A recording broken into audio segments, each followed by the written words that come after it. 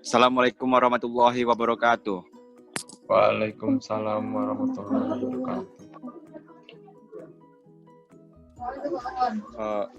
Kami dari kelompok 5 akan mempresentasikan PPT kami dari diskusi-diskusi yang minggu-minggu lalu yang berjudul tentang kode etik profesi insinyur Indonesia. Anggota kelompok dari kelompok 5 ini ialah dari saya sendiri Muhammad Ferswanda, lalu Muhammad Rafi, Muhammad Al-Fikri, dan Mega Raudatul Jannah.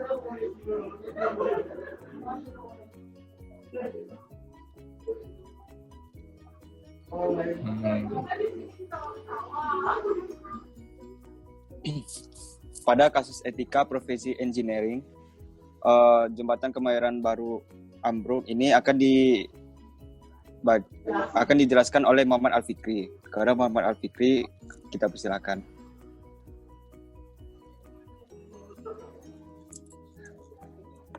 Baik, terima kasih kepada moderator yang telah memberikan saya kesempatan menjelaskan tentang analisis kasus yang berjudul Jembatan Kemayoran Baru Ambruk. Kasus ini terjadi di kawasan hutan Kota Kemayoran, Jakarta Utara pada tanggal 22 Desember 2019. Polisi telah memanggil sejumlah pihak untuk dimintai keterangan, diantaranya pengelola PKK Kemayoran, kontraktor hingga konsultan. Direktur Utama Pusat Pengelolaan Komplek PPK Kemayoran Medi Kristianto mengatakan wilayah hutan Kemayoran belum dibuka kembali karena masih menunggu hasil penyelidikan polisi. Selanjutnya yaitu adalah pelanggaran kode etik yang terjadi pada kasus ambruknya jembatan Kemayoran baru.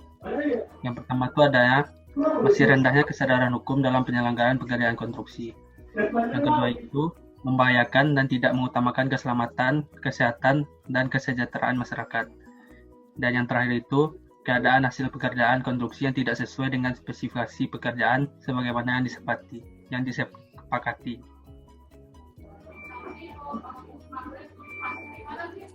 Terima kasih kepada Muhammad Al-Fikri atas penjelasannya. Selanjutnya, analisis kasus jembatan Kemayoran baru ambruk ini akan dijelaskan oleh Mega Raudatul Jannah. Kepada Mega, waktu dan tempat kita persilahkan. Terima kasih kepada moderator. Saya akan menjelaskan analisis kasus tentang jembatan ambruk di Kemayoran baru. Yang pertama, berdasarkan The Institute of Electronic Engineering, yang pertama pada butir kode etik yang dilanggar. Pada butir 1, melanggar keselamatan, kesehatan, dan kesejahteraan publik. Pada butir 4, pelanggaran yang dilakukan adalah potensi korupsi yang dilakukan. Butir kode etik insinyur Indonesia yang dilanggar. Pada butir 3, pelanggaran adalah tidak adanya kesungguhan dalam pekerjaan proyek.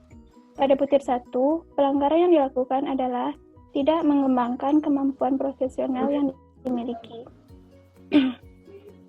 Yang kedua, berdasarkan National Society of Professional Engineers atau NSPE, NSPE adalah asosiasi profesional yang mewakili insinyur profesional berlisensi di Amerika Serikat yang berdiri pada tahun 1934. NSPE mempunyai komitmen yaitu untuk memegang kesehatan masyarakat, keamanan, dan kesejahteraan di atas semua pertimbangan lain.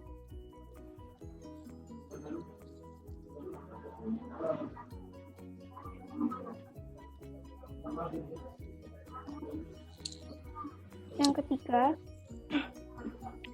berdasarkan American Science of Civil Engineering atau ASCE, adalah sebuah badan bebas pajak profesional yang didirikan pada tahun 1852 untuk mewakili anggota profesi teknik sipil di seluruh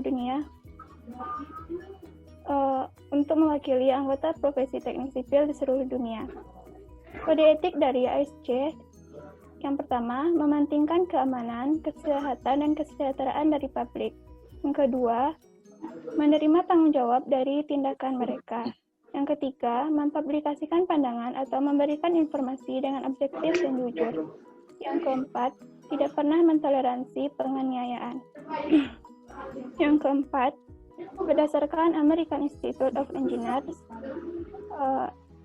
menurut mereka harus menjunjung tinggi integritas, kehormatan, dan martabat dari profesi insinyur dengan berlaku jujur, netral atau tidak berat sebelah, berjuang untuk meningkatkan kompetensi dan prestasi dari profesi insinyur dan meningkatkan kesejahteraan manusia. Dari pernyataan beberapa kasus pelanggaran yang berdasarkan American Institute of Engineers memiliki beberapa kemiripan dengan kode etik yang berada di Indonesia.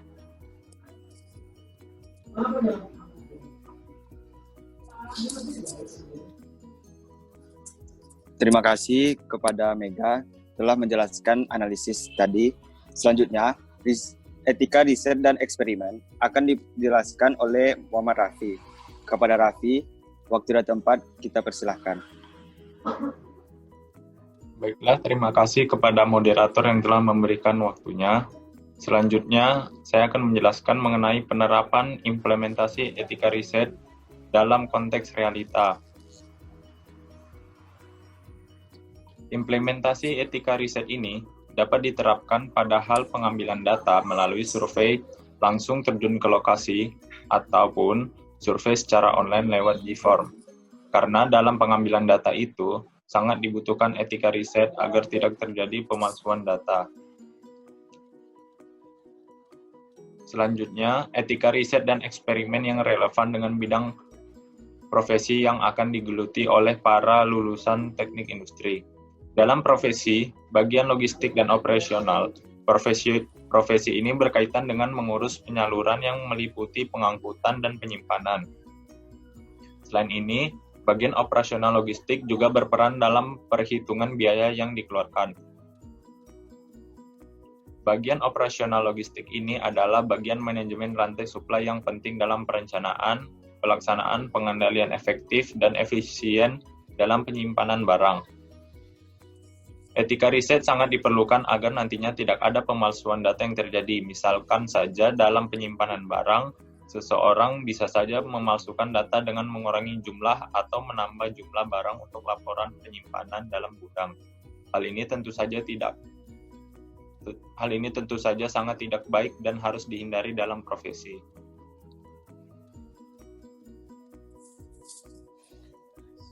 Terima kasih kepada Raffi atas penjelasan dari etika eksperimen tadi. Dengan berakhirnya penjelasan Raffi tadi, maka berakhirlah presentasi yang telah kami lakukan ini.